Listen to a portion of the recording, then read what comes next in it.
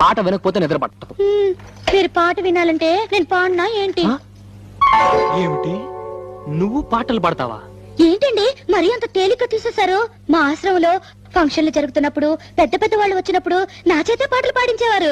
పాటలు పాడుతున్నప్పుడు ఒకటే చప్పట్లు చప్పట్లు కొట్టే కొద్దీ నేను పాడేదాన్ని. మరి ఇన్ని రోజులు నాకు ఎందుకు చెప్పలేదు డార్లింగ్? ఏదో ఒకటి వదులు.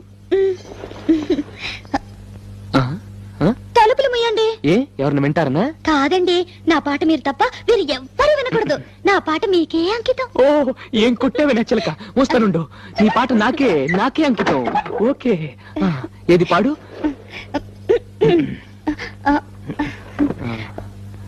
అబ్బా, మీరు నా మొహం అంక చూడకండి, నాకు సిగ్గేస్తుంది. నీ మొహం చూడకుండా ఇంకేం చూడమంటావే? మీరు వెనక్కి తిరగండి. నా దగ్గర ఎందుకు సిగ్గు? మీరు వెనక్కి తిరుగుతాను, నా పాడతాను. ఓకే ఓకే ఓకే, నా వీపు చూసి పాడు పాడు. ఆహా. దేవుడా దేవుడా